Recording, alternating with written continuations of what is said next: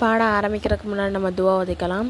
ரப்பி ஷ்ரஹ் லி சத்ரி வயஸ்ஸிர் லி அம்ரி வஹ்லுல் உக்தத்தம் மின் லிசானி யஃப்கஹு கௌலி ரப்பி ஜித்னி இல்மா ரப்பி ஜித்னி இல்மா ரப்பி ஜித்னி இல்மா. அஸ்ஸலாமு அலைக்கும் வரஹ்மத்துல்லாஹி வபரகாத்துஹு. சிறுவர்களுக்கான குர்ஆன் மதர்ஸா ஆன்லைன் கிளாஸ் இப்போது நம்ம ஸ்டார்ட் பண்ணியிருக்கோம். இன்ஷா அல்லாஹ் இதில் விருப்பமுள்ளவங்க உங்களுடைய பிள்ளைங்களை சேர்த்து விடுங்க. இந்த ஸ்க்ரீனில் தெரிகிற நம்பருக்கு மெசேஜ் பண்ணுங்கள். இன்ஷா அல்லாஹ் கிளாஸில் ஜாயின் பண்ணிக்கலாம். அஸ்ஸலாமு அலைக்கும் வரஹ்மத்துல்லாஹி வபரகாத்துஹு. ஒரே மாதத்தில் நம்ம குர்ஆன் ஓத தெரியாதவங்க கூட குர்ஆன் ஓதுறதுக்கு ஒரு அரிய வாய்ப்பு இதாக இருக்கும். இது வீடியோ காலில் உங்களுக்கு கிளாஸ் நடத்தப்படும். அது மட்டும் இல்லாமல் உங்களுக்கு ரெக்கார்டாகவும் வீடியோ உங்களுக்கு கொடுக்கப்பட்டுரும்.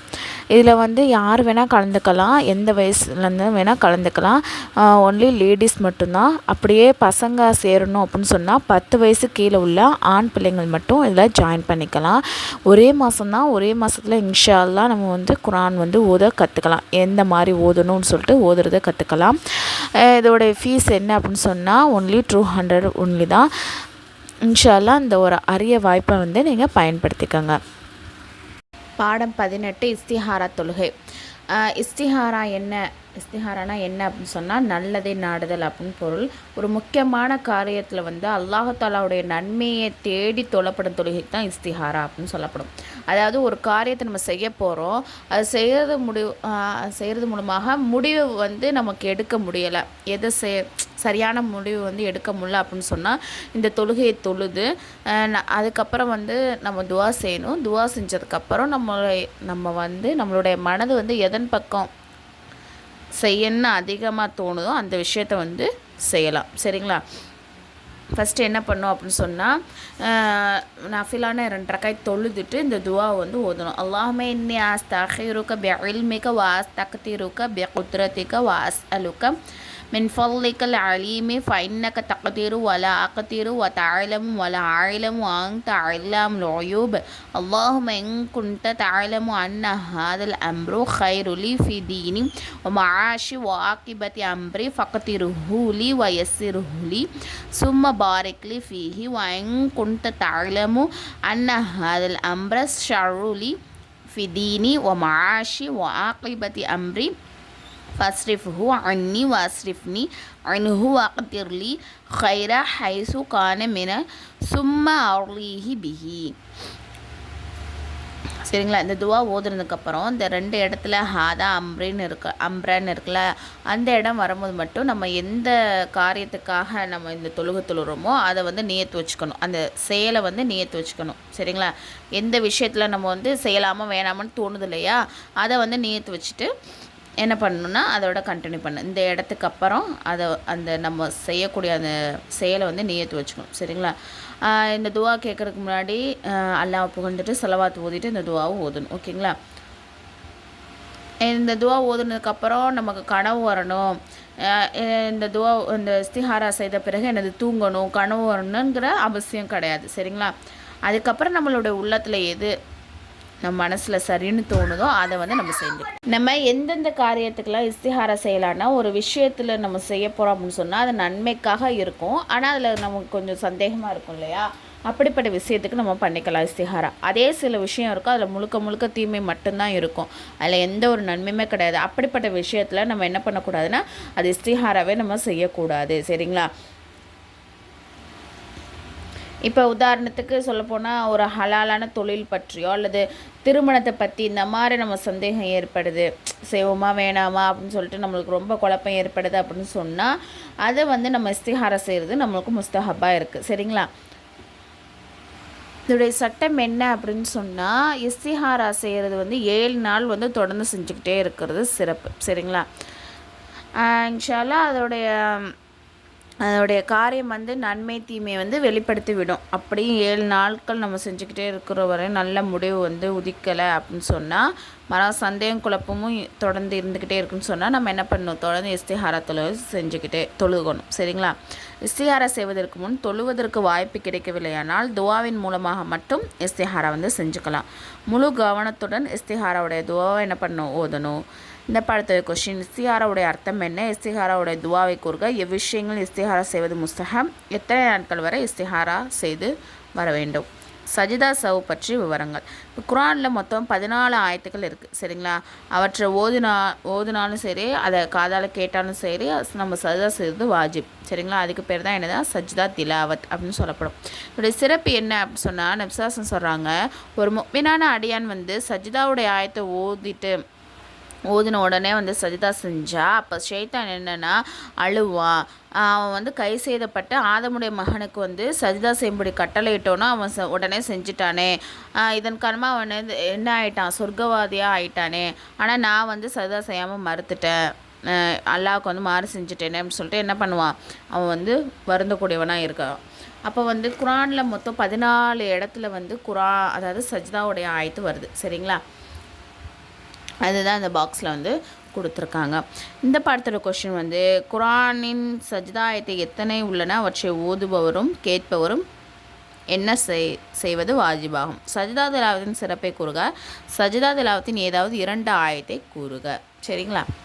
அடுத்தது சஜிதா திலாவத் எப்போது நம்ம செய்கிறது வாஜிபாகும் அப்படின்னு சொன்னால், அந்த ஆயத்தை ஓதணும் அப்படின்னு சொன்னால் சஜிதா திலாவத் செய்யணும். அதே மாதிரி வேறு யாராவது ஓதுறாங்க அதை நம்ம கேட்குறோம் அப்படின்னு சொன்னால் அதை நம்ம செய்யணும் சரிங்களா. சஜிதா திலாவத் செய்யணும். அப்புறம் வந்து ஒருவர் சஜிதாவுடைய ஆயத்தின் பொருளை படிக்கிறாரு அல்லது படிக்க கேட்குறாரு அப்படின்னாலும் என்ன பண்ணணும், மேலும் அது சஜிதாவுடைய ஆயத் என்பதை அவர் அறிந்து கொண்டால் அவர் மீது சஜிதா, இப்போ நம்ம அதோடைய மீனிங் தான் படிக்கிறோம், மீனிங் படிக்கும் போது இது சஜிதாவுடைய ஆயத்து தான் நம்மளுக்கு தெரிஞ்சாலும் என்ன பண்ணணும், நம்ம வந்து சஜிதா திலாவை செய்யணும். அப்படியே அவருக்கு அது சஜிதாவுடைய ஆயத்து என்பது தெரியாவிட்டால் அவர் மீது என்னது சஜிதா திலாவை செய்கிறது வாஜிபாகாது சரிங்களா. இப்போ ஒருவருடைய கிராத்து இன்டர்நெட்டில் வந்து நேரடியாக ஒளிபரப்பு செஞ்சுக்கிட்டு இருக்காங்க தொழுகிறத, அப்போ அது சஜிதாவுடைய ஆயத்தை ஓதப்படுது அப்படின்னு சொன்னால் அவர் வந்து அந்த ஆயத்தை காதால் கேட்குறாரு அப்படின்னு சொன்னால் அவர் மீது என்னது சஜிதா திலாவத் வாஜிபாகும். அதே மாதிரி டேப்பு ரெக்கார்டு அப்புறம் வந்து சிடி மூலமாக ஒரு சஜிதாவுடைய ஆயத்தை செவியேற்கிறாரு அப்படின்னாலும் என்னது அவருக்கு வந்து சஜிதா திலாவத் வாஜிபாகாது. முந்தின உள்ள பாயிண்ட் என்னென்னா, ஒருத்தவர் அதாவது என்னது கிராத் ஓதுறது கேட்குறாங்க, லைவில் வந்து இப்போ மக்கா சேனலில் லைவ் போய்கிட்டு இருக்கோம், நம்ம எங்கேயாவது கேட்டுக்கிட்டு இருக்கோம், அப்போ அதில் சஜிதா ஆயத்து வந்தால் நம்ம என்ன பண்ணணும், சஜிதா திலாவத் செய்கிறது வாஜிபு. அதே ஒருத்தவங்க வந்து ரெக்கார்டு வந்து போட்டு உள்ளது, சிடியோ இல்லை டேப் ரெக்கார்டோ இல்லை வந்து இந்த மாதிரி ஆடியோலாம் நம்ம கேட்குறோம் இல்லையா, அது ஏற்கனவே ரெக்கார்டாக உள்ளது, அப்போ அதில் வந்து நம்ம சஜிதாவுடைய ஆயத்தை கேட்குறோம் அப்படின்னு சொன்னால் அவர் மீது என்னது சஜிதா திலாவத் வந்து வாஜிபாகாது சரிங்களா. ரேடியோவின் அதிகமான நிகழ்ச்சி ஆரம்பத்திலேயே ரெக்கார்ட் செய்யப்பட்டுள்ளதன் அதை ரெக்கார்ட் செய்யப்பட்டதான் போடுவாங்க. அப்போ ஒருவர் ரேடியோஸின் மூலமாக சஜிதாவோட ஆயத்தை செவியுற்றாரு அப்படின்னு சொன்னால் அவர் மீது என்னது சஜிதா திலாவத் வாஜிபாகாது. ஆனால் லைவாக போய்கிட்டு இருக்கு, அப்போ லைவாக போகிற அந்த நிகழ்ச்சியில் சஜிதா திலாவத்தோடைய வசனத்தை ஓதுறாங்க, அதை நம்ம கேட்டோம் அப்படின்னு சொன்னால் சஜிதா செய்கிறது வாஜிப் சரியா. ஒருவர் சஜிதாவின் ஆயத்தை எழுதினார் ஆனால் நாவால் ஓதவில்லை, அவர் மீது என்னது சஜிதா திலாவத் வாஜிபாகாது. ஒருத்தவங்க எழுத தான் செஞ்சாங்க ஆனால் வந்து நாவால் சொல்லலை அப்படின்னு சொன்னால் ஓகேங்களா. சட்டம் என்ன அப்படின்னு சொன்னால், வேலை செய்து கொண்டிருக்கும் மக்களுக்கு முன்னில வந்து குரானை ஓதிக்கொண்டிருப்பவர் சஜிதாவுடைய ஆயத்தை வந்து சப்தமின்றி ஓதுவது தான் சிறந்தது. ஏன்னா அவங்களுக்கு இடையூறாக இருக்கும் இல்லையா, அதனால். இல்லை என்றால் வேலையில் ஈடுபட்டவருக்கு சிரமம் ஏற்பட்டுவிடும். இவ்வாறே விழாக்களிலும் இஜ்திமாக்களிலும் சஜிதா ஆயத்துக்களை ஓதாமல் இருப்பது என்னது சிறந்தது. ஏனென்றால் அதிகமான மக்களுக்கு சஜிதா ஆயத்து ஓதப்பட்டுள்ளது என்ற விஷயமே அவங்களுக்கு தெரியாது சரிங்களா. அடுத்தது குரான் ஓதும் பொழுது சஜிதாவின் ஆயத்தை விட்டு ஓதுவது பாவமாகும். அந்த இடத்த மட்டும் விட்டுட்டு அடுத்து கண்டினியூ பண்ணுறது என்னது பாவம். சஜிதா திலாவத்தின் நிபந்தனைகள். தொழுகை சரியாவதற்கு என்னென்ன நிபந்தனைகள் உள்ளனவோ அவை அனைத்துமே என்னது சஜிதா திலாவத் செய்வதற்கு நிபந்தனையாகும். முதலமாக உடை சுத்தமாக இருக்கணும், உடல் சுத்தமாக இருக்கணும், இடம் சுத்தமாக இருக்கணும். நம்ம வந்து தொழுகும் போது எதெல்லாம் நிபந்தனையாக நம்மளுக்கு இருக்கோ அதே மாதிரி சஜிதா திலாவத் செய்யும் போதும் அதே நிபந்தனை தான். சஜிதா திலாவத் வாஜிபாகும். மேலும் அதை விடுவது எனது பாவமாகும். சஜ்தா ஆயத்தை ஓதிய உடனே என்னென்ன சஜ்தா செய்து கொள்வது சிறந்தது. அப்படி செய்யலை அப்படின்னு சொன்னால் பிறகு வாய்ப்பு கிடைக்கும் போது நிறைவேற்றி விட வேண்டும். அதில் வந்து தாமதம் செய்வது எனது மக்ரோ, அதாவது வெறுக்கத்தக்க செயல். இந்த பாடத்தோட கொஷின், சஜ்தா திலாவத் எப்போது வாஜிபாகும்? மொபைல் மற்றும் சிடியின் மூலமாக சஜ்தா ஆயத்தை ஓத கேட்டால் என்ன சட்டம்? சஜ்தா திலாவத்தின் நிபந்தனை என்ன? சஜ்தா திலாவத்தின் சட்டம் என்ன? சஜிதா திலாவத் செய்யும் முறை எப்படி நம்ம செய்யணும் அப்படின்னு சொன்னால், இப்போ நம்ம தொழுகையில் அந்த ஆயத்தை ஓதலை, சரிங்களா, சும்மா குரான் ஓதிக்கிட்டு இருக்கும் போது இந்த ஆயத்தை நம்ம ஓதணும் அப்படி சொன்னால் உடனே எந்திரிச்சு நின்று கையை உயர்த்தாமல் அல்லாஹ் அக்பர்னு சொல்லிவிட்டு என்ன பண்ணணும், சஜிதாவுக்கு போயிடணும், சரிங்களா. அதில் குறைந்தபட்சம் 3 தடவை சுப்ஹான ரப்பில் ஆலா அப்படின்னு ஓதணும். பிறகு அல்லாஹ் அக்பர் என்று கூறிக்கொண்டே சஜிதாவிலேருந்து எந்திரிக்கணும், சரிங்களா. அப்படி ஒருவர் அமர்ந்த நிலையிலே சஜிதா செய்தாலும் கூடும். எந்திரிச்சு நிற்காம குரான் ஓதிக்கிட்டு இருக்கோம், அந்த குரானை சைடில் வச்சுட்டு உட்காந்துக்கிட்டே அல்லாஹ் அக்பர்னு சஜிதா பண்ணாலும் ஓகே தான். அப்படி ஒரு அமர்ந்து, அதாவது சஜிதா திலாவத்திற்கு நிற்பதும் தக்பீர் சொல்வதும் தஸ்பீ ஓதுவதும் சுன்னத்தாகும். மேலும் சஜிதாவிலிருந்து எழுந்து அத்தஹாத்தோ சலாமோ எனது செய்யணும்னு கிடையாது, ஓகேவா. சும்மா எந்திரிச்சு நிற்கிறோம், அல்லாஹ் அக்பர் கையெல்லாம் உயர்த்தக்கூட அல்லாஹ் அக்பர்னு சொல்லி சஜிதாக்கு போகிறோம். சஜிதாவில் வந்து சுப்ஹான ரப்பில் ஆலா 3 தடவை ஓதிட்டு எந்திரிச்சிடும், அவ்வளோதான். அத்தஹாத்து அப்புறம் சலாம் கொடுக்குறது இதெல்லாம் எந்த இதுவுமே கிடையாது, ஓகேவா. இப்போ வந்து சஜிதா திலாவத்துக்குன்னு ஒரு துவா இருக்குது, ஓகேங்களா. அது தெரியாதவங்க இதை ஓதிக்கலாம். அடுத்தது, ஒரு மக்ருவான நேரத்தில் சஜிதாவுடைய ஆயத்தை ஓதிட்டாரு, அப்போது சஜிதா செய்யாவிட்டாலும் சஜிதா நிறைவேறிவிடும், சரிங்களா. இப்போ மக்ருவான நேரத்தில் சஜிதாவுடைய ஆயத்தை ஓதிட்டாரு அப்படின்னா என்னது, அந்த நேரத்தில் அவர் சஜிதா பண்ணிட்டாலும் என்னது, அவருடைய சஜிதா திலாவத் நிறைவேறும். என்றாலும் மக்ருவான நேரம் முடிந்த பிறகு சஜிதா செய்கிறது தான் என்னது சிறந்தாகும். ஒரு மக்ரு அல்லாத நேரங்கள் சஜிதா ஆயத்தை ஓதிட்டு, இப்போ வந்து ஒருத்தவங்க எப்படின்னா என்னது மக்ரு இல்லாத நேரத்தில், அதாவது நம்ம மக்ருனா என்னது, சூரியன் உச்சம் உதயம் மறைவு, இந்த நேரம் தானே மக்ருஹு. அப்போ அந்த டைம் இல்லாமல் ஒருத்தவர் வந்து சஜிதா ஆயத்தை ஓதுறாரு, சரிங்களா. ஓதிட்டு மக்ருவான நேரத்தில் சஜிதா செஞ்சாங்க அப்படின்னு சொன்னால் அது நிறைவேறாது. உதாரணத்துக்கு என்ன சொல்கிறது, இப்போ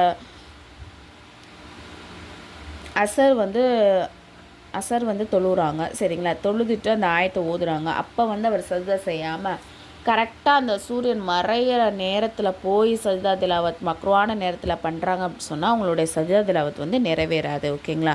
இந்த பாடத்தோட கொஸ்டின் வந்து, சஜிதா திலாவத் செய்யும் முறை என்ன? மக்ருவான நேரத்தில் சஜிதா திலாவத் செய்வதன் சட்டம் என்ன? இது ஃப்ரீ முஅல்லமா கோர்ஸ். இதில் வந்து 1 இயர் கோர்ஸ். இதில் வந்து ஜாயின் பண்ண விருப்பம் உள்ளவங்க கீழே நான் டிஸ்கிரிப்ஷனில் வந்து டெலகிராம் லிங்க் வந்து கொடுத்துருக்கேன், அதில் வந்து ஜாயின் பண்ணிக்கோங்க. அதில் வந்து இன்னும் சில டீட்டெயில்ஸ்லாம் கொடுத்துருக்கேன்.